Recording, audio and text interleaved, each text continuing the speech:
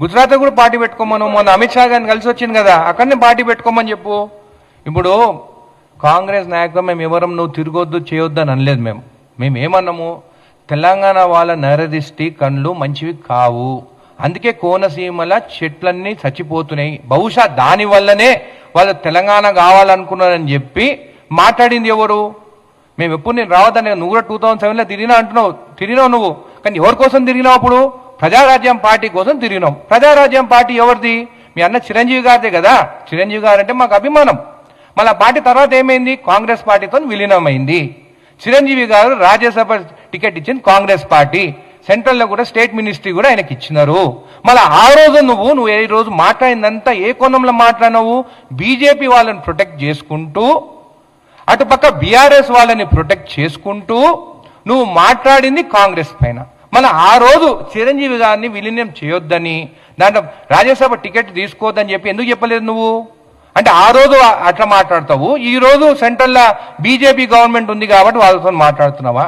అసలు నా డౌట్ ఏంటంటే, అసలు ఆంధ్రాలో అంటే ఆంధ్ర తమిళనాడు పాలిటిక్స్ ఎట్లుంటాయంటే ఎవ్రీ 5 yearsకి ఎన్ని ప్రభుత్వాలు మారుతుంటాయి. తెలంగాణలో 10 years ఫిక్స్డ్, దాని తర్వాత మాకు జాక్ పాట్ ఉంటుంది ఎట్లయినా కాంగ్రెస్కి. నేను చెప్తాను ఉన్న ముందు నుంచి.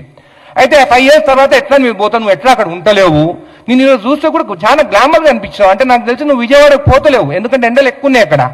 ఎండలు ఎక్కువ ఉంటే నల్లగా అవుతారు. నువ్వు నల్లగా కాకుండా తెల్లగా ఉన్నావంటే నువ్వు తెలంగాణనే ఉన్నావు. నీ విజయవాడ ఇసిపెట్టుకొని, నీ ఆంధ్రాని ఇసిపెట్టుకొని ఇక్కడికి వచ్చి నేను ఇక్కడ తిరుగుతాను, అక్కడనే న్యాయం చేయలేకపోయినావు. అసలు ఈ 2 సంవత్సరాలు అయింది కదా మీరు వచ్చి, ఈ 2 సంవత్సరాలలో నువ్వు హైదరాబాద్లో ఎన్ని రోజులు ఉన్నావు? నువ్వు డిప్యూటీ సీఎం అయినాక విజయవాడలో ఎన్ని రోజులు ఉన్నావు? అసలు మీ పార్టీ ఒక్కడు కూడా గెలవాలని చెప్పి సరేరా తెలిసింది కాబట్టి అయ్యో అంటే, ఇప్పుడు సినిమా యాక్టర్ ఎట్టుంటారో చెప్తా. మూవీస్ వస్తాయి, ఒక మంచి ప్రొడ్యూసర్ ఉంటాడు, ఇంకొక పెద్ద ప్రొడ్యూసర్ ఉంటారు. ఇప్పుడు రాజమౌళి సినిమాలు యాక్ట్ చేయాలని అందరికి ఇష్టం ఉంటుంది, అంటే పెద్ద మూవీస్ తీస్తారు. అయితే ఈ ప్రొడ్యూసర్స్ కూడా ఎట్లుంటారంటే ఎవరు ప్యాకేజ్ ఎక్కువిస్తే వాళ్ళ దగ్గరికి పోవాలని ఉంటారు. బహుశా మొన్న అమిత్ షా గారిని కలిసింది దీనికేనేమో, ప్యాకేజ్ మాట్లాడుకొని నేను తెలంగాణకు వస్తానని చిచ్చు పెట్టి కొట్లాటలు పెట్టి కావాలని నరదిష్టి అని కూడా దీనికోసమే మాట్లాడినేమో అని కూడా నాకు డౌట్ వస్తుంది. ఇదే కాకుండా పదే పదే కొండగొట్టుకు పైసలు ఇచ్చినా ఏంది ఇది? మనం తిరుపతికి పోతాం, ఉండిలో పైసలు వేస్తాం, మనం చెప్తాం ఎవరికైనా ఎంత వేస్తాం అనేది చెప్తామా మనము? అంటే నువ్వు ఆఖరికి దేవుణ్ణి కూడా వాడుకుంటున్నావు నువ్వు. ఏంది ఇది? తిరుమల వెంకటేశ్వర స్వామి పైసలు ఒకసారి ఉండి లేచిన తర్వాత అవి నీవి కావు, నావు కావు, ఎవరి కావు. అది వెంకటేశ్వర స్వామి. వెంకటేశ్వర స్వామి తన భక్తుడు ఆంజనేయ స్వామికి కట్టించుకుంటున్న గుడి కొండగట్టు స్వామి గుడికి. అట్లాంటిది కూడా దేవుణ్ణి అయినా కానీ నాకు ఈరోజు ఒకటి అర్థం కాలే, పదే ఇంగ్లీష్లో మాట్లాడుతాడు. ఎవరి కోసం మాట్లాడుతాడు? అమిత్ షా వినాలనా? అదే దిస్ అని మాట్లాడుతావు. ఏంది నువ్వు మాట్లాడేది? తెలుగులో మాట్లాడు, తెలంగాణలో మాట్లాడు. కావాలని మధ్యలో ఇంగ్లీష్ తీసుకొచ్చా national media address again later. అంటే నువ్వు ఎవరిని ఇంప్రెస్ చేయాలనుకుంటున్నావు? ఒకటి అమిత్ షాని, ఇక్కడ ఉన్న కేసీఆర్ని. ఏంది నీ మనుషులను కూడా నేను నాలుక చేయదండి నా భూమి. నేను ఒకటి చెప్తున్నా, జనవాడ భూమి గురించి నాకంటే ఎక్కువ నీకు తెలియదు. అది మా మక్తా ఊరు. గండిపేట డ్యామ్ కడితే మా భూములే మునిగిపోయినాయి. దాంట్లో నిజాం దానికి మాకు 60,000 రూపాయలు ఇచ్చిండు, బాండ్స్ కూడా ఇచ్చిండు. ఒక చెరువు అనేది ఉంటే నువ్వు చెరువులా నువ్వు ఏమి కట్టొద్దు చేయొద్దు, దాంట్లోకి ఎవరైనా పోవచ్చు. చెరువు ఉంటే పట్టాశిఖం ఉంటే కూడా, పవన్ కళ్యాణ్ నీకు తెలుసో తెలియదో, పట్టాశిఖం ఉంటే కూడా చెరువు అది ఒక పంట వేసుకోవచ్చు, దాంట్లోకి గ్రామస్తులు పోవచ్చు, ఈత కొట్టుకోవచ్చు, చేపలు పెంచుకోవచ్చు, మా ముదిరాజ్ బిడ్డ చేపలు కూడా పెంచుకోవచ్చు. నీకు తెలుసో తెలియదో ట్రెస్ పాసింగ్ కేసు పెడతా అంటున్నావా? అంటే ఒక జర్నలిస్టులు పోయినారు, నేను నిన్న టీవీలో చూస్తాను, పోయింది జర్నలిస్ట్ కూడా నువ్వు స్వేచ్ఛ లేకుండా ఈరోజు మాట్లాడతావా? నువ్వు ఎట్లా వస్తావు ట్రెస్ పాసింగ్ అంటే? మేము జర్నలిస్ట్ మీరు కూడా నన్ను అడుగుతారు, అంటే మీరు పోయి ఏదైనా వీడియో తీయాలంటే మీ పైన కేసులు పెడతారు. మళ్ళీ పాకిస్తాన్ అని మాట్లాడుతున్నావు, అంటే నువ్వు ఏం మాట్లాడాలనుకుంటావు? మళ్ళీ ఎంఐఎం గురించి మాట్లాడినావు. నువ్వు ఏమి రెచ్చగొట్టాలనుకుంటావో నాకు అర్థమైతలేదు. నరదిష్టి అనే తెలంగాణ వారు క్షమాపణ చెప్తావు అనుకున్నాను నేను ఈరోజు. అసలు నేను ఎవరి ప్రెస్ మీట్ నేను వినను. ఈరోజు నువ్వు మాకు క్షమాపణ చెప్తావని చూస్తే నువ్వు రెచ్చగొట్టి, మీ వాళ్ళకు కూడా రెచ్చగొట్టి కొట్లాటే దారి తీసుకొచ్చేటట్టు నువ్వు మాట్లాడుతున్నావు. అంటే నీ సంస్కారం ఇదేనా అని చెప్పి నేను అడుగుతున్నాను. సరే, మరి 12 ఏళ్ళు ఎక్కడ పోయినావు? ప్రజారాజ్యం పార్టీ పోయినప్పుడు విలీనం కాంగ్రెస్ పార్టీతోనే అయింది. నువ్వు ఎక్కడ పోయినావు? దాని తర్వాత ఎక్కడ పోయినావు? మల్కాజిగిరి నిలబడదాం అనుకున్నా అన్నావు, మరి ఎందుకు నిలబడలేదు? మొత్తం అన్నీ ఓడిపోయినారు. మీ వాళ్ళు అంటున్నారు అనిరుద్ధ్ రెడ్డికి నీకు అర్హత లేదు పవన్ కళ్యాణ్ మీద మాట్లాడతాంకు అని. నేను ఒకటే అడుగుతున్నాను, నేను ఫస్ట్ టైం నిలబడ్డా, జడ్చర్ల ప్రజలు నన్ను గెలిపించిండు. నువ్వు ఫస్ట్ టైం 2 ప్లేస్లు నిలబడితే నువ్వు ఎందుకు ఓడిపోయినావు? నీకన్నా ఎక్కువ అర్హత నాకున్నట్టే కదా. ఇంకోసారి మాత్రము నువ్వు ఇష్టం వచ్చినట్టు మాట్లాడి తిరుగు, నీ ఇష్టం ఉన్న దగ్గర తిరుక్కో. ఎవరొద్దంటుండ్రు? గుజరాత్ పార్టీ పెట్టుకో, మహారాష్ట్రలో పెట్టుకో. గుజరాత్ అంటే నీకు అమిత్ షాని మోడీని చూస్తే భయమేమో నీకు, లేకుంటే ఏం ప్యాకేజ్ మాట్లాడుకున్నావు? ఇంతకుముందు చెప్పినట్టు ప్రొడ్యూసర్లు ఎవరు పెద్ద ప్యాకేజ్ ఇస్తే వాళ్ళ దగ్గర పోతాం. నా దగ్గర అయితే అంత ప్యాకేజ్ లేదు, నేను తీసుకొని నా కోసం తిప్పించుకునేదానికి జడ్చర్ల. నాకు బహుశా తెలిసి జగన్ గారు ఏమైనా ఎక్కువ ప్యాకేజ్ ఇస్తే కూడా అటు కూడా పోవచ్చు. కాబట్టి ఇంకోసారి తెలంగాణ మీద మాట్లాడేటప్పుడు, పిచ్చి పిచ్చి మాట్లాడేటప్పుడు జాగ్రత్త, నోరు జాగ్రత్త అని చెప్తాను. 2 సినిమాలు ఎత్తిపోయినాయి, నువ్వు డిప్రెషన్లో ఉన్నావని నాకు తెలుసు. ఆ ఓజీ మూవీ ఎత్తిపోయే, ఉస్తాద్ భగత్ సింగ్ ఎత్తిపోయే. ఇంకో మూవీ వస్తే కూడా ఎత్తిపోతుందో మంచిగా ఉంటుంది. మేమందరం నీకు మూవీ హిట్ కావాలని అనుకుంటున్నాము, కానీ 2 మూవీలు ఫ్లాప్ అయిన దాని వల్ల డిప్రెషన్లా, అంటే ఎవరు డిప్రెషన్ ఉన్నా కానీ తెలంగాణ వాళ్ళు మేము సెంటిమెంట్ పీపుల్, ప్రేమతో చూస్తాం. ఆ ప్రేమ కోసం వచ్చినావేమో, ఆ ప్రేమ కోసం ఖచ్చితంగా చూస్తాము. నీకు ఏదైనా కానీ హైదరాబాద్ ఉండొచ్చు, ఎప్పటికీ ఉండొచ్చు. ఎందుకంటే ఇంకా నెక్స్ట్ దాంట్లో నీకు డిపాజిట్ వస్తుందో రాదో. అసలు ఆంధ్రప్రదేశ్ మీ సీట్లు మొత్తం గెలిపిస్తే ఈరోజు వాళ్ళని వదిలేసి నువ్వు ఇక్కడికి వచ్చి హైదరాబాద్లోనే ఉంటున్నావు. దాని గురించి మనం ఆలోచించు. మొన్న మోడీ గారు వస్తే ఎక్కడ కలిసిండా? నేను అమరావతిలో కలిసిండా, హైదరాబాద్లో కలిసిండా? హైదరాబాద్లో కలిసిండు. నేను ఏదంటే అది మాట్లాడి రెచ్చగొట్టి ఎంటుకలు ఎగరేసుకుంటా, నాకు అన్ని ఎంటుకలు లేవు అనుకుని ఇలాగ ఎగరేసేటట్టు. నువ్వేమని మాట్లాడినావు? మీది జాగిరా అని మాట్లాడతావా? అవును, తెలంగాణ మా జాగిరే. ఇక్కడ జాగిరాలు కానీ దొరల భూమి, ఇందిరాగాంధీ గారు భూములు సీలింగ్ యాక్ట్ తీసుకొని పేదవాళ్ళకి ఇచ్చిండ్రు. మీరు ఏం చేస్తారా? మీరు ఎవరికైనా భూములను ఇచ్చినారా? ఇప్పుడు ఆంధ్రప్రదేశ్ ఉన్నారు కదా, పేదవాళ్ళకి ఏం చేస్తున్నారు?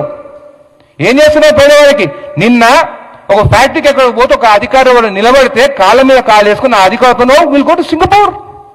మోడీ గారేమో బయట దేశాలకు పోవద్దంటావు, నువ్వేమో విల్ గో టు సింగపూర్. అంటే గవర్నమెంట్ పైసలతోని నీ కొడుకుని చూసుకునేదానికి ఇది ఒక ప్లానా? ఇంత చీప్ రాజకీయాలు మేము ఎక్కడ చూడలేదు. మా బ్రతుకు మేమేమో తెలంగాణలో మేము బ్రతుకుతున్నాం. ఏదో ప్యాకేజీల కోసమో ఏదో ఎంత మాట్లాడుకున్నావు రేటు నువ్వు తీసుకో. ఎందుకంటే నువ్వు రాజకీయాలకు వచ్చిన తర్వాతనే బాగుపడ్డావు. రాజకీయాలు రాకముందు నీ మూవీలన్నీ ఫ్లాప్ అయితే రోడ్డు మీదకి వచ్చినాయని ప్రతి ఒక్కరు మాట్లాడుతున్నారు. నెలకి 50 కోట్ల ప్యాకేజ్ తీసుకుంటున్నాయని కూడా బయట ప్రజలు మాట్లాడుతున్నారు. అది ఎంతవరకు నిజమో లేదు, రూమర్ ఉట్టిగానే రాదు. కాబట్టి మీ సినీ యాక్టర్స్ అందరు కూడా నిన్ను చూసి నిజంగా బాధపడుతున్నారు. ఇంత చీప్గా నువ్వు మాట్లాడుతున్నావా అని చెప్పి తెలంగాణ దాచుకున్నదేమో తెలంగాణలో. అప్పుడు వైఎస్ జగన్ సీఎం ఉంటే భయపడి ఇక్కడ దాచుకున్నావు. నువ్వు చేసింది ఒకటే ఒక పని మంచిది. చంద్రబాబు నాయుడు గారు జైల్లో ఉంటే పోయి కలిసి వచ్చి అదే నీ టర్నింగ్ పాయింట్. లేకుంటే ఈసారి కూడా అన్నీ ఓడిపోతుండే నువ్వు. కాబట్టి మళ్ళీ నోరు జాగ్రత్తగా ఉండని జనసేన వాళ్ళకు కూడా చెప్తున్నాను. మీరు ఇష్టం వచ్చినట్టు బట్టలు ఊరబిక్కి తంతం ఇంతమంటే మాత్రం ఊరుకునే పరిస్థితి లేదు. మేము మంచిగా మాట్లాడుతున్నాము, తిరుక్కోండి, చేసుకోండి, అన్నీ నిలబడతారా నిలబడండి. బీఆర్ఎస్ బీజేపీతో ఎట్లా పొత్తు ఖాయమైపోయింది, ఆ ప్లాన్తోనే నువ్వు వచ్చినావు ఇక్కడికని ప్రతి ఒక్కరికి తెలుసు. వాళ్ళకేమో జనాలు వస్తలేవు వాళ్ళిద్దరికి.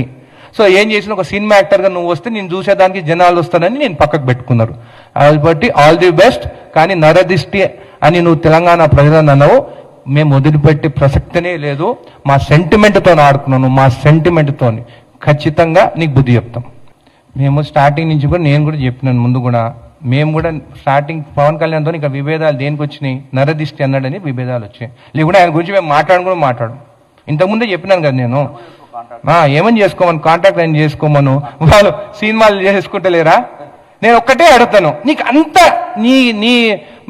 మీ ఫ్యాన్స్ పైన నీకు అంత అది ఉంది కదా, నీకు ప్రేమ ఉంది కదా, నీవు వచ్చిన సినిమా 2 రోజులు ఫ్రీ టికెట్స్ ఎందుకు ఊరికే రేట్లు పెంచమని చెప్పి మొన్న అడుక్కుంటున్నారు? ఎందుకు రేట్లు పెంచమంటున్నారు? ఎవరిపైన పడుతుంది ఆ భారం? ఫ్రీగా 2 days పవన్ కళ్యాణ్ అయితే నీ వచ్చే మూవీ ఏది వస్తుందో నీ జన సైనికుల కోసము నీ ఫ్యాన్స్ కోసం 2 రోజులు ఆంధ్ర తెలంగాణలో టికెట్ లేకుండా ఫ్రీగా వాళ్ళ సినిమాలు చూపి, వీళ్ళకి పబ్లిక్ ఎంత వచ్చినా కొద్దీ వీళ్ళకి ఆందాన్ ఎక్కువ. దానికోసమే వాళ్ళు అది చూపించారు. అదే మా దగ్గర ఇంత మంది ఉన్నారని చెప్పేసి అక్కడ మళ్ళీ అమిత్ షా కొని చూస్తే మళ్ళీ ప్యాకేజ్ పెడుతుంది. లేకుంటే కేసీఆర్ ఇస్తాడేమో పెద్ద ప్యాకేజ్ దానికన్నా. లేకుంటే మళ్ళీ జగన్ కూడా మాట్లాడుకోవచ్చు. నాకు అది కూడా డౌట్ ఉంది. చూద్దాం. ఇంకా నేను ఈరోజు చెప్తున్నాను కదా, బీఆర్ఎస్ బీజేపీ దాని తర్వాత జనసేన ముగ్గురు పొత్తుతోనే వచ్చే ఎలక్షన్లు వస్తున్నారు. ఈరోజు నేను మాట్లాడుతున్నాను, ఈరోజు గాంధీ భవన్లో మీ ముందు మాట్లాడుతున్నాను, రాసి పెట్టుకుని వాళ్ళలాగా అబద్ధాలు మాట్లాడటం కాదు. బాబా అంత తడిసిపోతున్నాం. మేము మాట్లాడేది ఇదేంటి సెంటిమెంట్ గురించి మాట్లాడేది, నువ్వు తిరుక్కో అని చెప్తుంటేనేమో భయపడుతున్నాడు. నిలబడమని చెప్పు రాదు. అదే నేను ఒకటి చెప్తున్నా, నేను ఒకటే అడుగుతున్నా, పవన్ కళ్యాణ్ గారు నెక్స్ట్ ఎలక్షన్లో ఆయన చెప్పమని చెప్పు, ఆంధ్రాలో నిలబడతాడా తెలంగాణలో నిలబడతాడా? తెలంగాణ అయితే నేను చెప్తున్నా, ఎచ్చలో నిలబడతారా చూసుకుందాం. మరి నిలబడకుండా ఎందుకు వచ్చిండే? పార్టీ అంటే ఎవరు నిలబడతారు? మళ్ళా ఎవరు? బట్టలు ఊరబిక్తాము, తంతము, చంపుతాము, గందు తీసుకొని షూట్ చేస్తాము, పొడుస్తాము, వాళ్ళకి ఇస్తారా టికెట్? చెప్పు. మళ్ళీ ఆయన నిలబడుకుంటే ఎవరి కోసం వచ్చిండు? బీజేపీ కోసం వచ్చిండా? బీఆర్ఎస్ కోసం వచ్చిండా? క్లారిటీ ఇవ్వాలి, రాజకీయంలో క్లారిటీ ఇవ్వాలి. నేను 10 ఏళ్ల కింద నేను ఎమ్మెల్యే అవుతా అని వచ్చిన క్లారిటీగా, అపోజిషన్ నిలబడ్డా క్లారిటీతో ఉన్నా. ఇష్టం వచ్చినట్టు ఆ పార్టీలు ఈ పార్టీలు పోయి పదవుల కోసం పోలేదు. ఆయన పోయిండు. మళ్ళీ అదే అంటారు తెలంగాణ ప్రేమ ఉంటే మరి నరదిస్తే ఎందుకు మాట్లాడి? నువ్వు ఎక్కడొచ్చింది ఇష్యూ? ఎక్కడొచ్చింది ఇష్యూ? నేను ఎక్కడ మాట్లాడినాను? నరదిష్టి వాళ్ళ కంటి చూపులతోనే చెట్లు చచ్చిపోయినా అన్నారు. ఇష్యూ అక్కడ. నిన్న కూడా ప్రెస్ మీట్ పెట్టినప్పుడు నేను ఏమని చెప్పినాను? రండి తిరగండి, ఎవరు వద్దంటలేరు. నువ్వు గుజరాత్ కూడా పెట్టా పార్టీ, ఎవరు వద్దంటుంది నిన్ను? నేషనల్ పార్టీ అని అన్నారు. ఓ మిస్టర్ రాహుల్ గాంధీ, ప్రియాంక గాంధీ అని మాట ఈయనకు అర్హత ఉందా వాళ్ళ ముందు పేరు తీసుకునేదానికి? వాళ్ళ కుటుంబం ఏంది, ఈయనదేంది? ఇందిరాగాంధీ గారు ఈ రోజు పేదలకి భూములు ఇచ్చుంటే ఉంటుండేనా భూములు పేదలకి? ఆమె లేకుండా ఉంటే? అబ్బా అంటే మేము తెలంగాణ కావాలని నడితే మేము ఉగ్రవాదులమా? మేము టెర్రరిస్టులమా? మా ప్రాంతం మాకు కావాలని అడుగుని తప్ప. మేము ప్రేమతో పడతాము, డబ్బులకు పడం మేము. ఒకవేళ నిజంగానే పైసలకు అమ్ముడు పోయి ఉంటే తెలంగాణ రాకపోతుండే. ఈ లీడర్లు అందరూ అమ్ముడు పోతుండే. అమ్ముడు పోయినరా? ఎవ్వరు అమ్ముడు పోలే. ఆ రోజు తెలంగాణ కోసం అందరు నిలబడ్డారు. నేను ఇంకొకటి అడుగుతాను, జనసేన కూడా అడుగుతాను నేను. ఈయన ఆంధ్ర పార్టీ పెట్టి పాపం చాలా మంది తిన్నారు. మళ్ళీ ఎమ్మెల్సీ వీళ్ళు అన్నకి ఎందుకు ఇప్పించుకుండు? అన్నకి? ఆయన వెనక తిరిగి పని చేసేటోళ్ళకి ఇప్పించుకోవచ్చు కదా. నాగబాబుకి ఎందుకు ఇప్పించుకుండు? ఇవ్వచ్చు కదా, ఎందుకు ఇవ్వలేదు? ఆలోచించండి. ఆయన ఓన్లీ ఫ్యామిలీ ఒక రౌండ్ చేసుకుని ఉన్నాడు, ఆయన మేనల్లుళ్ళు ఆయన అని చెప్పేసి. సరే, ఈరోజు మళ్ళీ పెట్రోల్ డీజిల్ పైన కూడా మాట్లాడవచ్చు కదా. ఈరోజు రేట్లు పెరుగుతున్నాయి అని చెప్పి కూడా అడగొచ్చు కదా. పేదవాళ్ళకి కదా పెరిగేది, పైసలు ఉన్న వాళ్ళకి ఏం పెరుగుతలేదు కదా. ఎంత 200 అయినా కొంటారు వాళ్ళు. మరి ఎందుకు రేట్లు పెంచుతారని మాట్లాడవచ్చు కదా. ఆయనకి సొంతంగా మాట్లాడలేడు. త్రివిక్రమ్ ఏదో డైలాగ్ రాస్తే మాట్లాడతాడు. ఆ మధ్యలో ఇంగ్లీష్ పదాలు కూడా అమిత్ షా వినేటియే మాట్లాడతాడు, వేరే వినోదాన్ని మీద మాట్లాడాడు. సో కాబట్టి ఈయనకన్నా ఎక్కువ నాలెడ్జ్ ఉండే త్రివిక్రమ్కి. మీరు ఆయన అడగండి, ఇప్పటి నుంచి పవన్ గారిని అడగకండి. నేను ఇప్పుడే చెప్పినాను, అది పట్టాశికం. నాకు జనవాడి గురించి బాగా తెలుసు, రూల్స్ గురించి తెలుసు. భూమిలో పట్టాశికం అనేది ఒక ఓనర్ ఉండొచ్చు, పట్టా అది. కానీ శిఖం అని ఎందుకంటారు? అది చెరువు, ఆ నీళ్లు ఉంటే నువ్వు దాన్ని డిస్టర్బ్ చేయొద్దు. సంవత్సరానికి ఎప్పుడైతే నీళ్లు ఉండేవో, అంటే ఎండాకాలం డిసెంబర్ నుంచి ఉంటే నువ్వు ఒక పంట వేసుకోవచ్చు అంతే, దాన్ని డిస్టర్బ్ చేయొద్దు. ఆయన అనిన దాంట్లో అది పట్టాశిఖం అనేది, పట్టా భూమి అనేది కరెక్ట్. కానీ ఆయన అనిన దాంట్లో ఒక తప్పు ఏంటంటే ఎవరు అక్కడికి రావద్దు, ట్రెస్ పాసింగ్ అని జర్నలిస్ట్ అన్నది, తెలంగాణ జర్నలిస్ట్ అన్నది మాత్రం తప్పు. మీరు ఎక్కడికైనా పోయి అది ఫ్యాక్ట్స్ కరెక్టా కాదా అని ఫొటోస్ తీసుకునే స్వేచ్ఛ జర్నలిస్టులకు ఉన్నది. ఈరోజు అక్కడ పోయిన ఎవరు? జర్నలిస్టులే కదా. ఫోటోలు తీసింది వాళ్ళే కదా. ఆయన నేను కేసులు బుక్ చేస్తా అని. ఎందుకు భయము? గోశాల అన్నావు, చెరువు ఉందన్నావు, కన్నా పట్టా అన్నావు, భయం ఏముంది? ఫోటోలు తీసుకుంటే గోశాలనే కదా. ఆవుల దగ్గర పోయి ఫోటోలు తీసుకోవద్దా? పెట్టు కేసును. మొన్న కూడా చూస్తాం కదా, నువ్వు ఆంధ్రాలో మా వాళ్ళ పైన కేసులు పెడతాను, నేను ఐ టోల్డ్ ఇదేం కేసులు పెట్టొద్దన్నా, అరెస్ట్ చేయొద్దన్నాను. ఎప్పటి నుంచి? ఒక ఎమ్మెల్యేగానే ఉన్నారు, మినిస్టర్ గారు ఇక్కడ ఉన్నారు. మినిస్టర్ గారు మీరు పోలీసు వాళ్ళు చెప్పి అరెస్ట్ చేయొద్దంటే ఆపుతారా? సెక్షన్స్ ప్రకారం పోతారు. అది ఏం సెక్షన్, ఏ కేసు అనేది అది పోలీసు వాళ్ళు, లా అండ్ ఆర్డర్ వాళ్ళు చూసుకుంటారు. అంటే ఇక్కడ కూడా అటెండ్ చేయాలనుకుంటున్నా ఏంది? ఇష్టం ఉన్న గో అరెస్ట్ అని. ఆయనకి వాళ్ళ అన్ని గోల్డ్ ప్లేట్లు అన్ని ఇచ్చినాడు. కష్టపడి వచ్చిన వాళ్ళకి అన్నీ తెలుస్తాయి. Thank you.